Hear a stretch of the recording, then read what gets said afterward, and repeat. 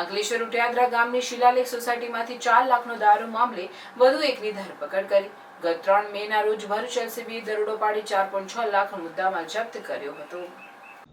બનાવની વિગતો અનુસાર ગત તારીખ 3 મેના રોજ કોસંબાના બુટલેગર જિગ્નેશ કૌશિક પટેલ દ્વારા અંકલેશ્વર તાલુકાના ઉટિયાદરા ગામની શિલાલેખ સોસાયટીમાં ભાડાના મકાનમાં ઇંગ્લિશ દારૂનો જથ્થો સંતાડી રાખેલ છે તેવી બાતમીના આધારે ભરૂચ એલસીબીએ દરોડા પાડ્યા હતા।